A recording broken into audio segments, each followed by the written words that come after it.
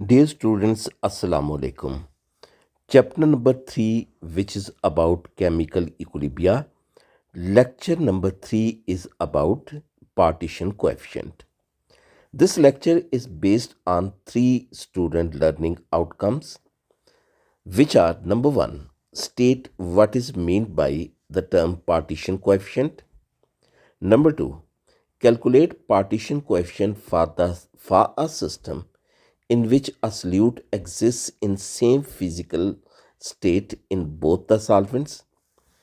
And third one, explain the factors affecting the numerical value of partition coefficient in terms of polarity of the solute and the solvent used.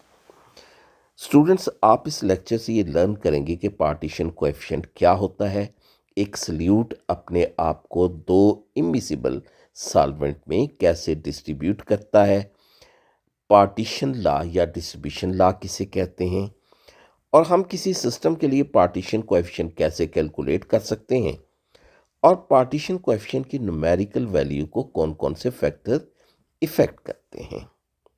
Students, partition coefficient को समझने के लिए हम सबसे पहले देखते हैं कि what are the immiscible solvent.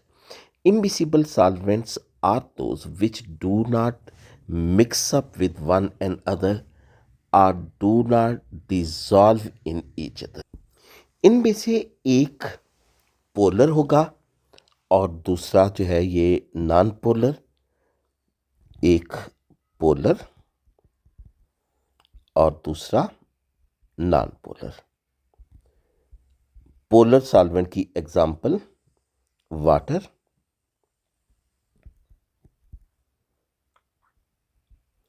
और नॉन पोलर सॉल्वेंट की एग्जांपल ईथर,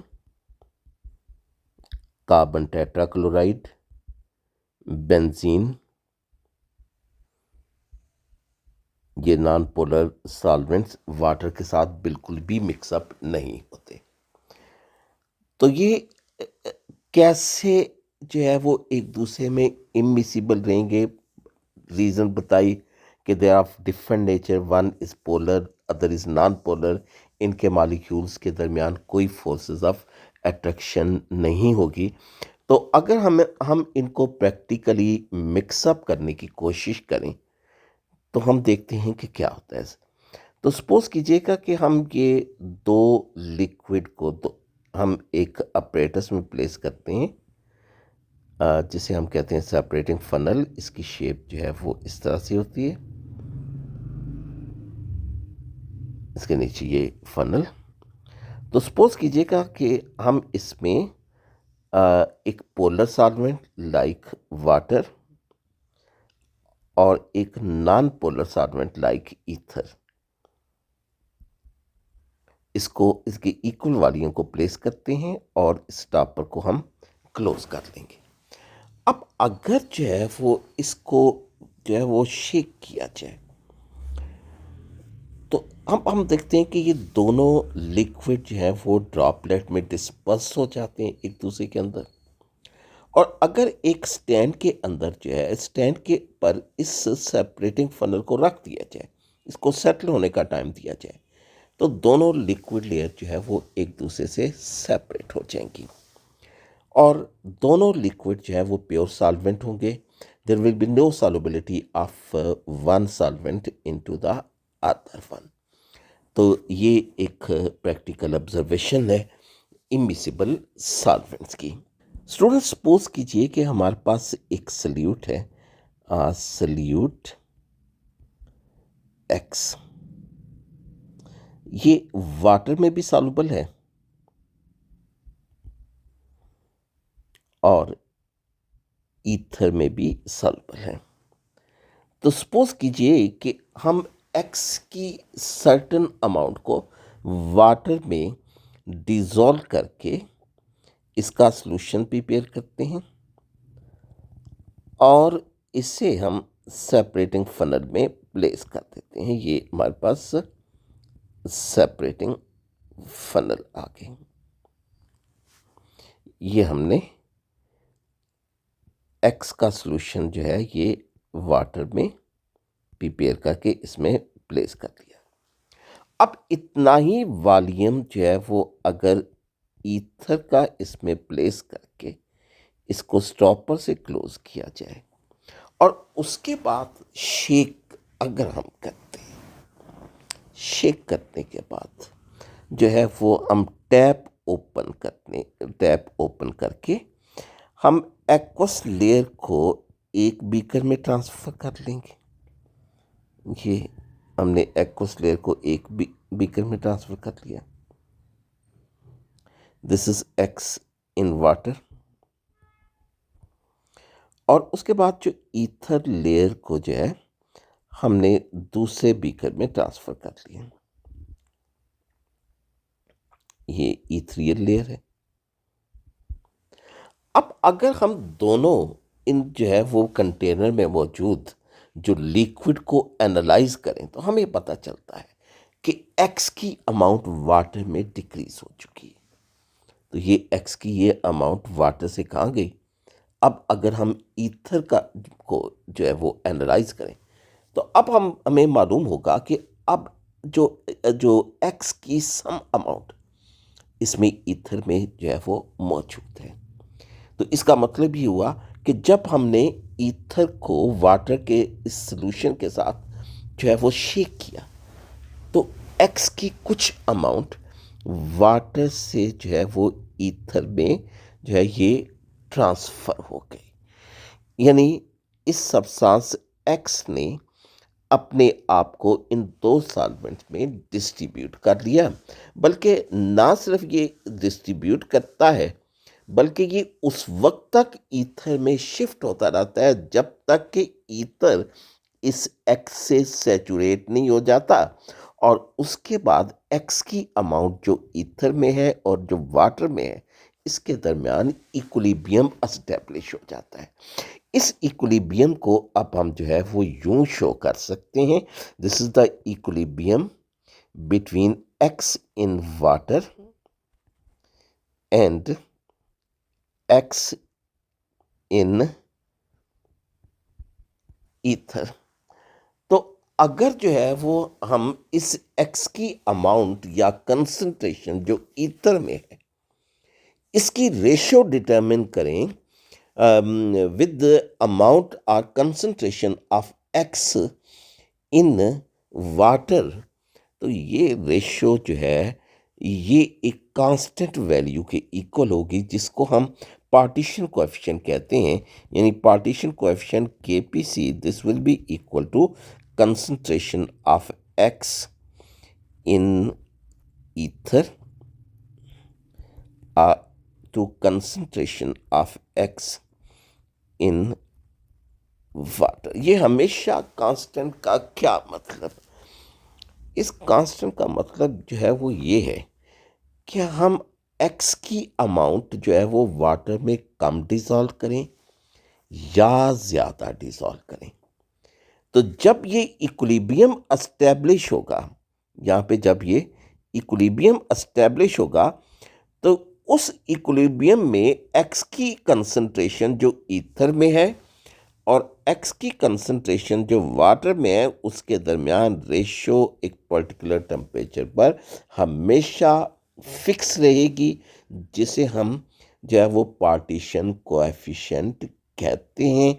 इसको सिंबल के पी से जाहिर किया जाता है। तो इस तरह हम पार्टीशन कोएफिशिएंट को यूं डिफाइन कर सकते हैं कि a solute distributes itself a solute sorry partition coefficient को यूं डिफाइन कर सकते हैं कि partition coefficient is the ratio of it is the ratio of concentration of a solute in the organic or non-polar solvent in the organic or non-polar solvents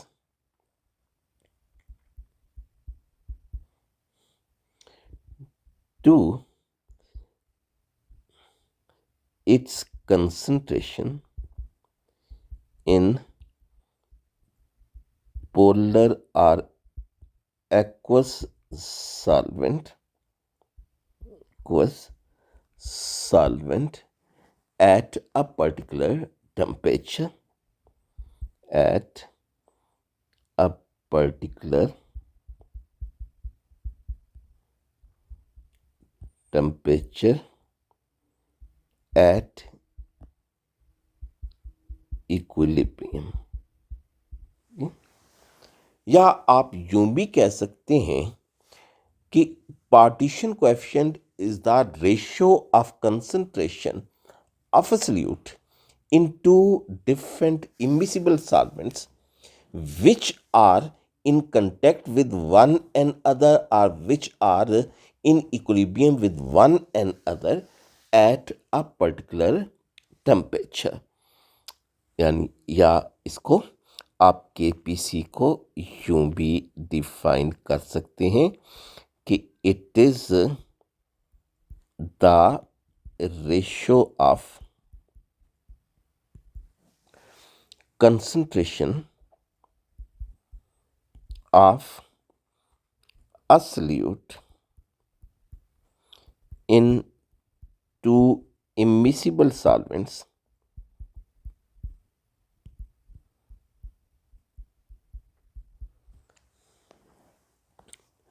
which are in contact with one another in contact with one another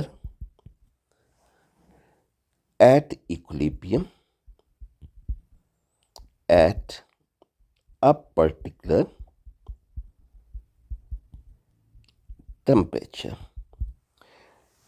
तो इस ratio से हम एक law जो है वो derive करते हैं। इस लॉ को हम कहते हैं distribution of the partition law. इस डिस्ट्रीब्यूशन या पार्टीशन लॉ को अब हम कैसे स्टेट करते हैं? This is partition of the distribution law. Distribution और partition law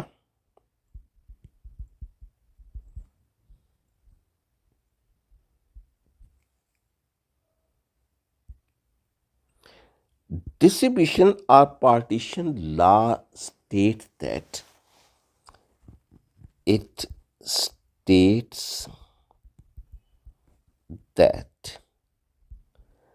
a solute distributes itself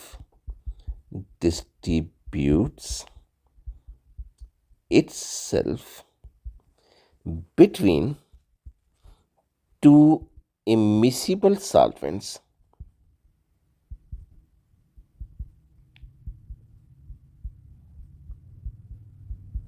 in constant ratio of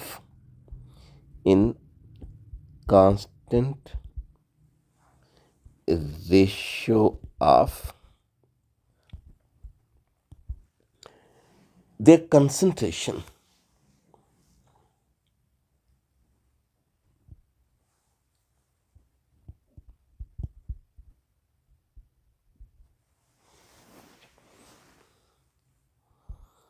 at equilibrium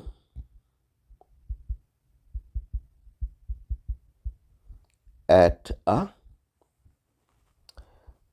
particular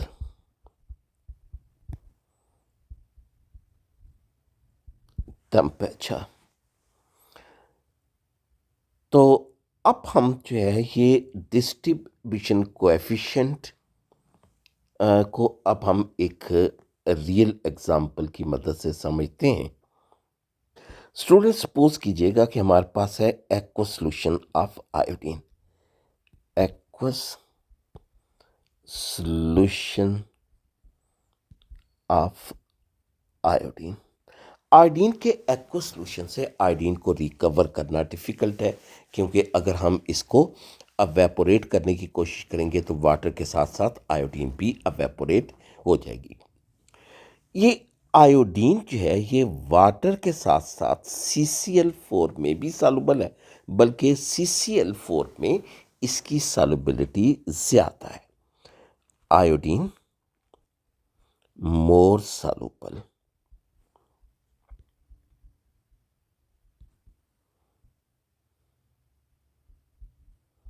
in CCl4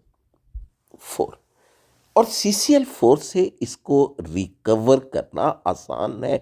CCl4 can easily B evaporated और इस तरह आयोडीन इससे हासिल की जा सकती है। तो हम क्या करेंगे, जो आयोडीन का एक्व सॉल्यूशन जो है, जो ब्राउन इन कलर है, इसको हम एक सेपरेटिंग फनल में प्लेस करेंगे। स्टूडेंट ये सपोज कीजिए कि आयोडीन का हमने सॉल्यूशन, एक्व सॉल्यूशन जो है इसमें प्लेस किया है। This is iodine in water.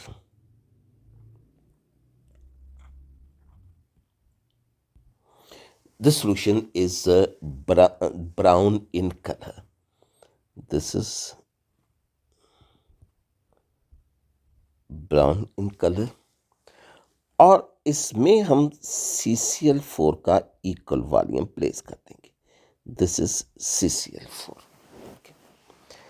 अब अगर जो है ये हम इस सेपरेटिंग फनल को एक स्टॉपर्स के जरिए क्लोज करेंगे, टैप भी क्लोज कर देंगे और इसके बाद इसको जो है वो शेक करेंगे, तो ऑब्जर्व करेंगे कि CCl4 की लेयर ये जो है ये पर्पल लेयर जो है वो पर्पल कलर जो है ये एक्वायर करना शुरू करती थी। इसका पर्पल कलर जो है वो बनना शुरू हो जाता है। तो उसकी वजह क्या है? उसकी वजह ये है कि आयोडीन का कलर CCl4 के अंदर पर्पल होता है और ये आयोडीन इस एक्वा सॉल्यूशन से CCl4 में ट्रांसफ़र होना शुरू हो जाती है और ये ट्रांसफ़र उस वक्त तक होती रहेगी जब तक कि CCl4 जो आयोडीन से कंप्लीटली सैचुरेट नहीं हो जाती, या यूं कह लीजिए कि सैचुरेशन के वक्त जो है वो अब आयोडीन जो है उसकी CCl4 में कंसंट्रेशन और वाटर के अंदर जो कंसंट्रेशन जो है इसके दरमियान इक्विलिब्रियम एस्टेब्लिश हो जाएगा। यानी there will exist an equilibrium between iodine in aqueous layer and iodine in CCl4। और अगर जो है वो हम आयोडीन की कंसंट्रेशन जो है वो वाटर में और CCl4 में मेजर करके इसके दरमियान रेशियो फाइंड करें, तो हम ऑब्जर्व करते हैं कि ये रेशियो जो है ये हमेशा जो है वो कांस्टेंट होगी। कांस्टेंट का क्या मतलब कि अगर हम a number of experiment perform करें using the aqua solution containing different amounts of iodine, तो हर दफ़ा हम ऑब्जर्व करेंगे कि आयोडीन की जो कंसंट्रेशन CCl4 में है उसके और आयोडीन की जो कंसंट्रेशन वाटर में है उसके दरमियान जो रेशो होगी वो हमेशा सेम होगी और ये रेशो क्या कहलाएगी? That will be known as the distribution coefficient, जिसको हम KPC से ज़ाहिर करते हैं। So distribution coefficient is defined as the ratio of concentration of solute in two immiscible solvents which are in contact with one another at equilibrium at a particular temperature। यानी iodine की amount हम aqua solution में चाहे कम लें या ज़्यादा लें, equilibrium के वक्त जो CCl4 में और वाटर में इसकी कंसंट्रेशन के दरमियान रेशो हमेशा कांस्टेंट रहेगी, जिसको KPC कहेंगे। डियर स्टूडेंट्स, अब हम एक एग्ज़ाम्पल की मदद से ये डिस्कस करते हैं कि एक सल्यूट जब अपने आप को दो इमिसिबल सॉल्वेंट में डिस्ट्रीब्यूट करता है तो हम इसके पार्टीशन कोएफिशिएंट कैसे कैलकुलेट कर सकते हैं। तो सपोज़ कीजिए हमारे पास जो सल्यूट है solute.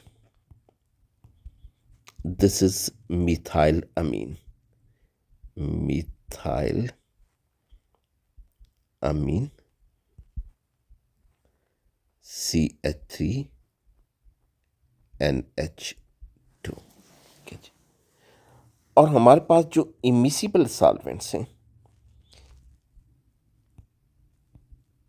Immiscible solvents, they are water and suppose octanol, या हम क्लोरोफार्म भी ले सकते हैं।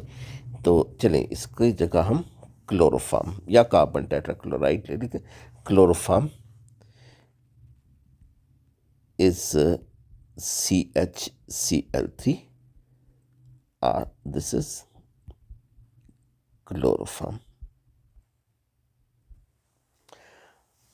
तो suppose student we have student suppose कीजिएगा कि हम मिथाइल अमीन का 0.15 molar solution 0.15 molar solution prepare करते हैं, जिसका वॉल्यूम 100 सेंटीमीटर क्यूब है। इस कंटेनर में हमारे पास है 100 centimetre cube, 100 centimeter cube. This is 0.150 molar solution of methylamine. This is methylamine। और हमारे पास दूसरे जो बीकर में ये है 75 centimetre cube, 75 centimeter cube of organic solvent which is chloroform CHCl3। Students हम 100 सेंटीमीटर क्यूब मिथाइल अमीन का सॉल्यूशन, एक्वा सॉल्यूशन, ये एक्वा सॉल्यूशन है, ये हम सेपरेटिंग फनल में प्लेस करते हैं और इसमें 75 सेंटीमीटर क्यूब क्लोरोफॉर्म डाल देते हैं CHCl3।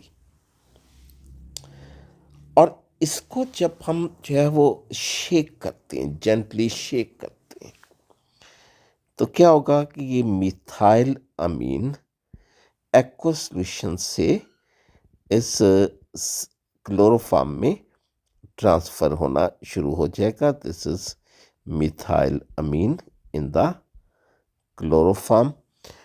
और ये ट्रांसफ़र उस वक्त तक होती रहेगी जब तक कि क्लोरोफॉर्म मिथाइल अमीन से सैचुरेट नहीं हो जाता। Thereafter an equilibrium will be establish between the concentration of methylamine in the aqueous solution and methylamine in the chloroform। इसके बाद हम जो है वो दोनों जो लेयर्स हैं इसको सेपरेट कर लेंगे।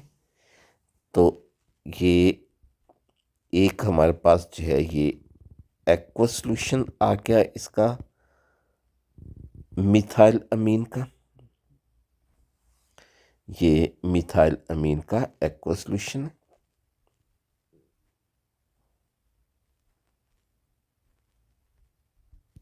This is in water, aqua solution, ये 100 सेंटीमीटर क्यूब है। और दूसरा हमारे पास जो है ये सॉल्यूशन है मिथाइल अमीन का,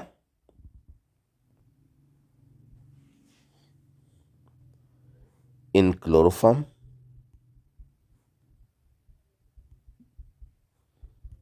इन क्लोरोफॉर्म। और ये कितना है, ये 75 सेंटीमीटर क्यूब है, यानी ये इसकी अब कुछ अमाउंट जो है वो इधर ट्रांसफ़र हो गई।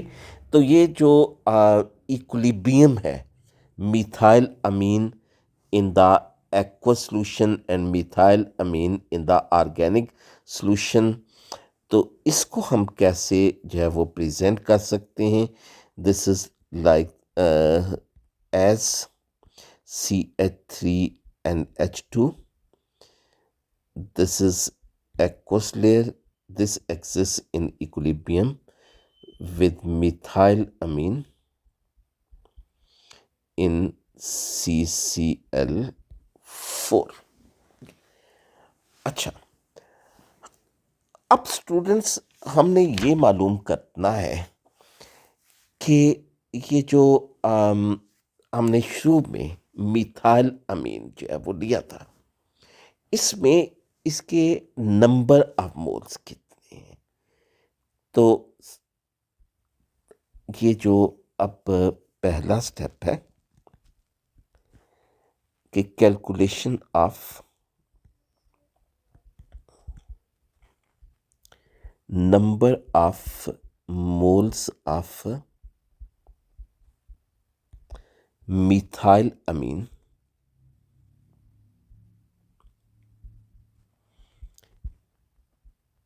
in the original solution, original aqueous solution। शुरू में जो हमने aqueous solution लिया था उसमें इसका के नंबर ऑफ मोल जो हैं वो कितने हैं? तो हमारे पास एक रिलेशनशिप है, molarity is equal to number of moles per unit volume. तो नंबर ऑफ मोल्स किसके इक्वल हो जाएंगे? This will be equal to molarity into 1/वॉल्यूम जो है ये हो जाएगा मोलैरिटी इनटू ये वॉल्यूम के इक्वल हो जाएगा। ये वॉल्यूम डेसीमीटर क्यूब में होना चाहिए। तो हमारे पास मोलैरिटी कितनी है एक्वस सॉल्यूशन की? मोलैरिटी हमने जो शुरू में सॉल्यूशन प्रिपेयर किया था इट वाज 0.150 मोलर, और इसका वॉल्यूम जो है वो कितना था? वॉल्यूम जो था इट वाज 100 सेंटीमीटर क्यूब। तो इसके डेसीमीटर क्यूब हमने बनाने हैं, तो it is equal to 100 divided by 1000, it is equal to 0.1 decimetre cube. तो नंबर ऑफ मोल्स कितने हो जाएंगे? Molarity 0.150 multiplied by volume in decimeter cube, this is 0.1, so it is equal to 0.0150। this is the number of moles, किसके? Moles of methyl amine के, जो शुरू में हमने ये सॉल्यूशन जो है वो प्रिपेयर किया है। अब हमने ये देखना है कि ये जो पार्टीशनिंग के बाद ये अब जो मिथाइल अमीन है इसके कितने नंबर ऑफ मोल्स हैं, और का ये इसमें क्लोरोफॉर्म में मिथाइल अमीन के कितने मोल्स हैं। उसके बाद हम नंबर ऑफ मोल्स को मोलर कंसंट्रेशन में कन्वर्ट करेंगे। तो पहला हमने स्टेप जो है वो कर लिया। हमने रीजनल एक्वस सॉल्यूशन में मिथाइल अमीन के नंबर ऑफ मोल्स कैलकुलेट कर लिए हैं। अब हम number of moles methyl amine के कैलकुलेट करेंगे in the aqueous solution after distribution. Students, हम मिथाइल अमीन के जो नंबर ऑफ मोल्स हैं एक्वस सॉल्यूशन में आफ्टर पार्टीशनिंग ये हम मालूम करेंगे by titrating this aqueous solution against standard solution of hydrochloric acid. तो इनफैक्ट मिथाइल अमीन जब रिएक्ट करता है HCl के साथ तो ये प्रोडक्ट जो क्या बन की? प्रोडक्ट इज CH3NH3 Cl, ये इस पे पॉजिटिव चार्ज। तो अब हम ये कैसे जो है ये करेंगे। सपोज कीजिएगा कि हम जो है ये 25 सेंटीमीटर क्यूब मिथाइल अमीन का सोल्यूशन जो है एक्वा सोल्यूशन, ये हम फ्लास्क में लेंगे।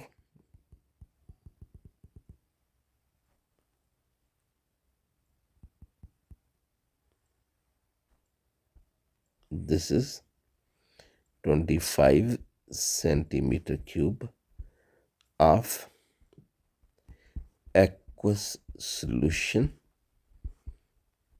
of methyl amine।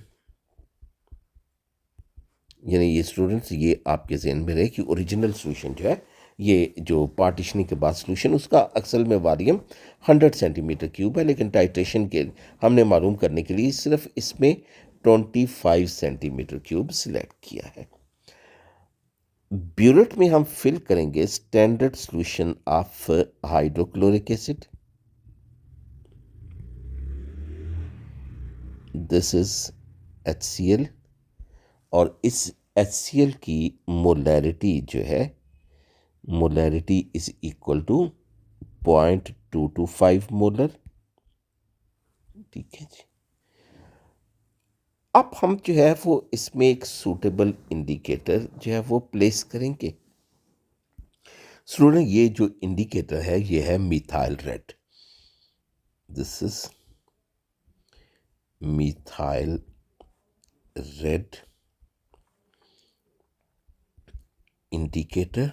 इसमें 2 ड्रॉप्स इसमें डाल देंगे। तो इसमें इनिशियल कलर जो है वो मिथाइल अमीन का ये येलो होगा।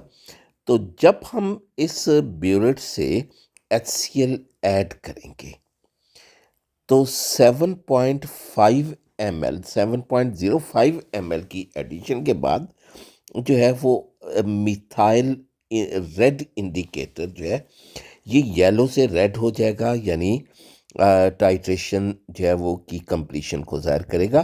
तो यहाँ पे वॉल्यूम जो यूज़ हुआ है, this is equal to 7.05 centimetre cube.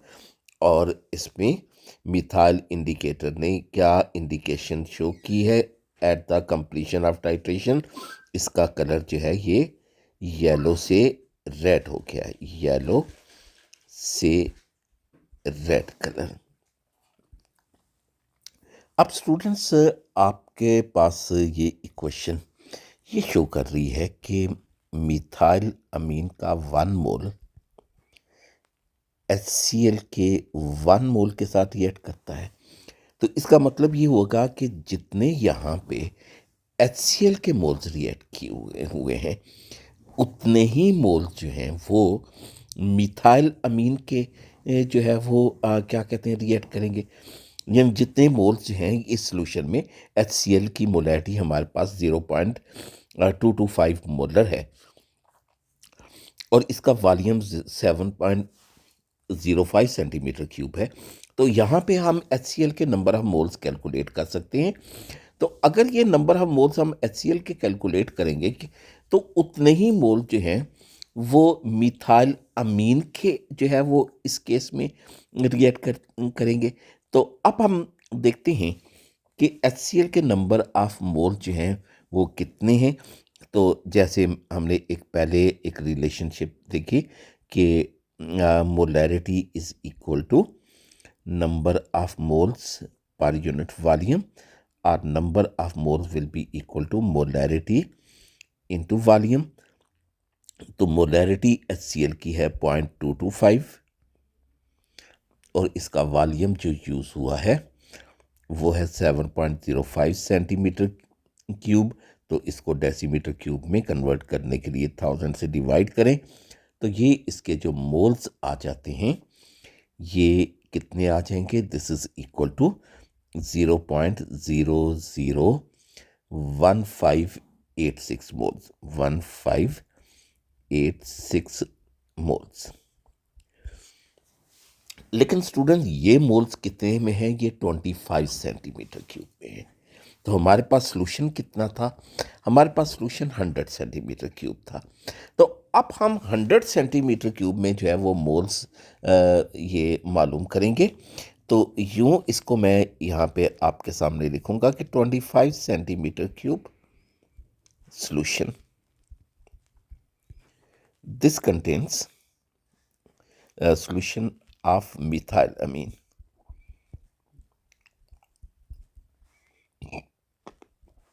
This contains 0.001586 moles.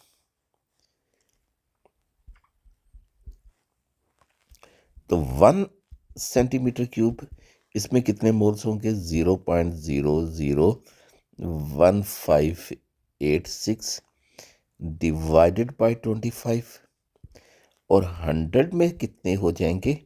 अब इसको अगर आप 100 से मल्टीप्लाई कर लें तो ये अब आपके पास जो आंसर जो है ये आ जाएगा 0.00634 मोल्स। तो स्टूडेंट्स ये हमारे पास जो है वो पार्टीशनिंग के बाद जो मिथाइल अमीन के जो मोल रह गए हैं वो 0.00653, और रिमाइंड करवाता हूँ आपको कि ये पहले कितने थे? ये पहले थे 0.0150 मोल्स, और पार्टीशनिंग के बाद अब कितने हैं? 0.063 मोल्स। तो डिफरेंस किसका है? डिफरेंस जो नंबर ऑफ मोल्स के हैं वो इसमें ट्रांसफ़र हो गए हैं ऑर्गेनिक लेयर में, यानी क्लोरोफॉर्म में। तो number of moles of methyl amine in chloroform कितने हो गए? नंबर ऑफ मोल्स, बल्कि इसकी हेडिंग हम यूं देख देते हैं कि कैलकुलेशन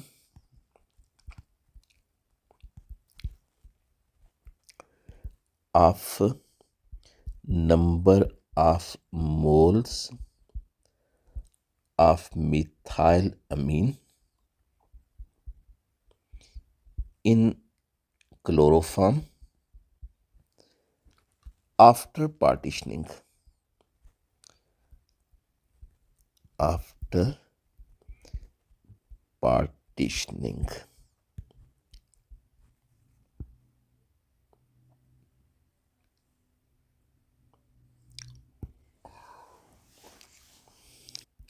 तो हमारे पास टोटल नंबर ऑफ मोल्स हैं जो शुरू में एक्वा सॉल्यूशन में थे 0.015 थे।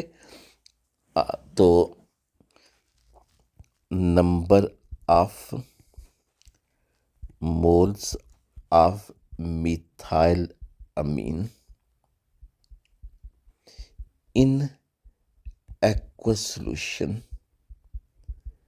बिफोर पार्टीशनिंग, बिफोर पार्टीशनिंग ये कितने थे? ये 0.015 मोल्स थे। तो number of moles of methyl amine in aqua solution after partitioning,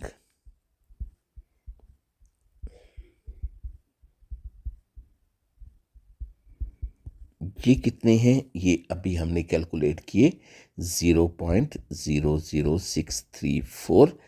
तो जो डिफरेंस है वो किस में आ जाएगा? Number of moles of methyl amine in chloroform after partitioning. ये किसके हो जाएंगे? This will be equal to 0.015 minus 0.00634। ये आपके पास नंबर ऑफ मोल्स जो हैं ये आ जाएंगे। 0.00867 मोल्स। अब हमने इनके जो है वो नंबर ऑफ मोल से मोलर कंसंट्रेशन फाइंड करनी है, क्योंकि हम जो केपीसी या पार्टीशन कोएफिशिएंट कैलकुलेट करेंगे वो हमने मोलर कंसंट्रेशन से करनी है। तो स्टूडेंट्स, ये अब हम जो है वो मोलर कंसंट्रेशन जो है यानी ये कैसे मालूम करेंगे। तो ये हमारे पास जो रिलेशनशिप है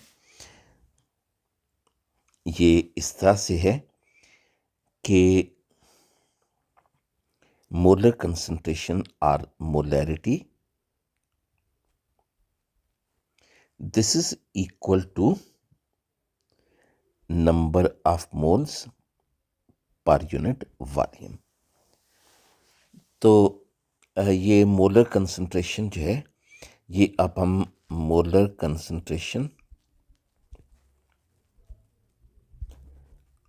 of methyl Amin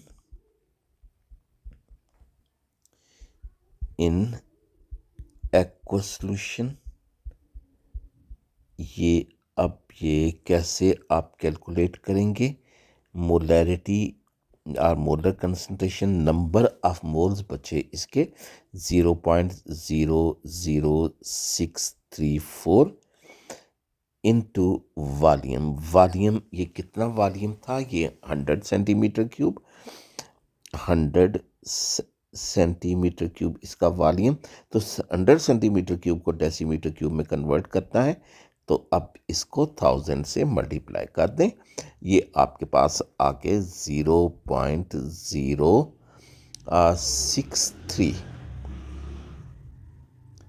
0.0634 moles per decimetre cube, ये मोलर कंसंट्रेशन आ गई। तो अब हमने ये देखना है कि मोलर कंसंट्रेशन ये अभी हमने कैलकुलेट की है एक्वा सॉल्यूशन में।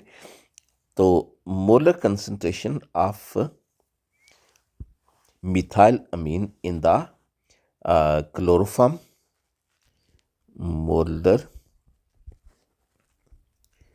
concentration of methyl amine in chloroform CHCl3।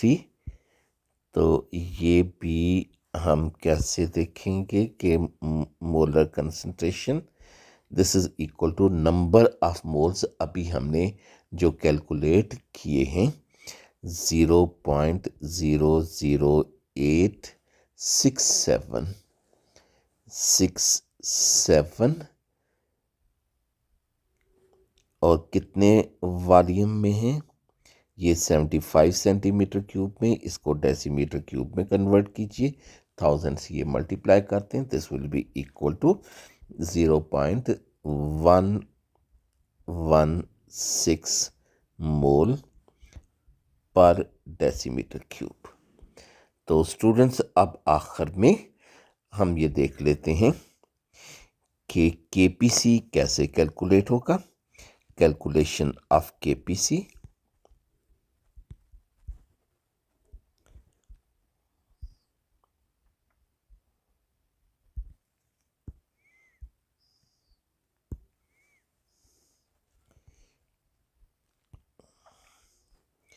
KPC is equal to concentration of methyl amine,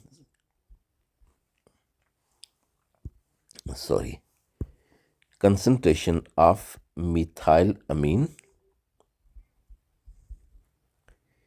in chloroform divided by concentration of methyl amine in the aqua solution, that is in water,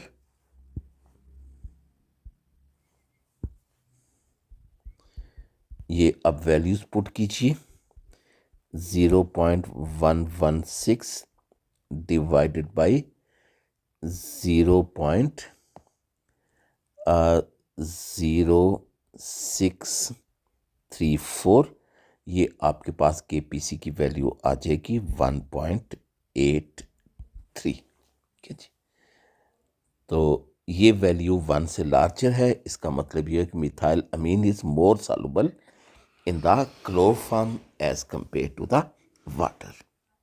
students, ये जैसे कि आप यहाँ पे इस topic में ये देख चुके हैं कि सल्यूट अपने आप को दो सॉल्वेंट में, दो इमिसिबल सॉल्वेंट में डिस्ट्रीब्यूट करता है, एक इसमें से पोलर और एक नॉन पोलर। तो इस तरह जो पोलैरिटी जो सल्यूट और सॉल्वेंट की, ये दो मेजर फैक्टर हैं जो कि केपीसी की वैल्यू को इफ़ेक्ट करते हैं। तो पहला फैक्टर जो है, this is the polarity of solute. Students, अगर एक पोलर सल्यूट है तो वो पोलर सॉल्वेंट यानी वाटर में ज़्यादा मिसिबल होगा, जबकि जो है वो क्या कहते हैं ये, और अगर जो है वो एक नॉन पोलर सल्यूट होगा तो उसकी एफिनिटी या सॉल्युबिलिटी जो है वो नॉन पोलर सॉल्वेंट के साथ जो है वो ज़्यादा होगी। तो पोलर सॉल्वेंट जो है, पोलर सल्यूट पोलर सॉल्वेंट क्यों डिजॉल्व होगा? This is due to the forces of attraction like dipole dipole forces या हाइड्रोजन बॉन्डिंग। और जो नॉन पोलर सल्यूट जो है, नॉन पोलर सॉल्वेंट में हल होगा, that will be due to the London dispersion forces. So हम इसको यूं जो है वो लिख सकते हैं कि polar solute more affinity for the polar solvent and non-polar solute. That has the more affinity for the non-polar solvent. तो फर्स्ट कीजिए कि हमारे पास जो है वो एक सल्यूट जो है, ये है ethanol. Solute is ethanol. Ethanol is a polar substance, CH3CH2OH। हम अगर इसकी पार्टीशनिंग जो है वो स्टडी करें between two immiscible solvent like water and octanol. This octanol C8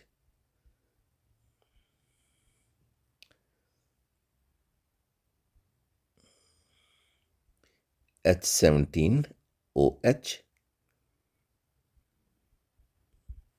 तो अब हम ऑब्जर्व करते हैं कि ये जो एथानॉल है, ये क्योंकि एक पोलर सॉल्वेंट है, polar solute, it will be more soluble in water. This will be more soluble in water and it will be less soluble in octanol. तो इस तरह इसकी केपीसी वैल्यू जो है वो 1 से लेस होगी। केपीसी वैल्यू जो है it will be less than 1 होगी, क्योंकि केपीसी जो है this will be equal to the concentration of ethanol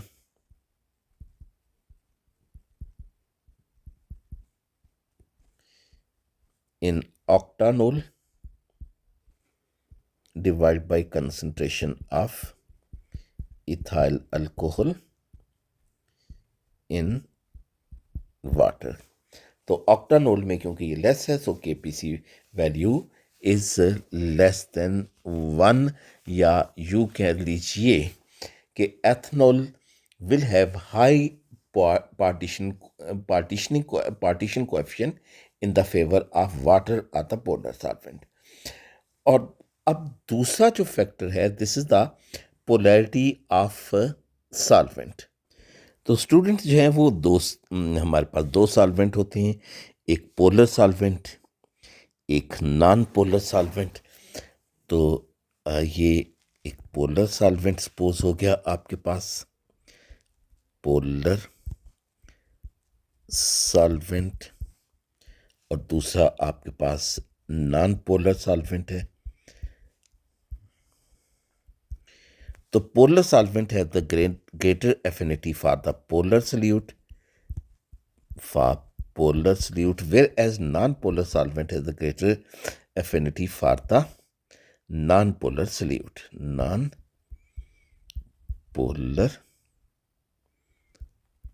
solute. तो सपोज कीजिए आपके पास यही दो सॉल्वेंट हैं, दिस इज वाटर एंड ऑक्टानॉल, और सपोज आपके पास जो सल्यूट है वो है बेंजीन। तो बेंजीन नॉन पोलर है, तो this benzene this will B more soluble in octanol, more soluble or more affinity in octanol, whereas it will be less soluble, very less soluble in water। तो इसलिए जो KPC की value यहाँ पे अब आपके पास आ जाएगी, KPC this is equal to the concentration of benzene C6H6 in octanol divided by concentration of C6H6 in water। और ये जो KPC वैल्यू है ये अब क्योंकि बेंजीन ऑक्टानोल में ज़्यादा सॉल्युबल है, it will be greater than 1, या पार्टीशन कोएफिशिएंट जो है वो 1 से ज़्यादा, मतलब ये है कि बेंजीन जो है that is higher partition coefficient in the favour of the non polar solvent. तो ये बच्चों दो फैक्टर हैं जो कि KPC की वैल्यू को इफ़ेक्ट करते हैं। तो ये स्टूडेंट्स हमने शुरू में ये देखा कि डिस्ट्रीब्यूशन कोएफिशिएंट और डिस्ट्रीब्यूशन लॉ क्या होता है, और उसके बाद एक प्रैक्टिकल एग्जांपल की मदद से कि हम पार्टीशन कोएफिशिएंट कैसे कैलकुलेट कर सकते हैं, और आखिर में हमने दो फैक्टर डिस्कस किए हैं जो कि KPC की न्यूमेरिकल वैल्यू को इफ़ेक्ट करते हैं। अल्लाह हाफिज़ स्टूडेंट्स।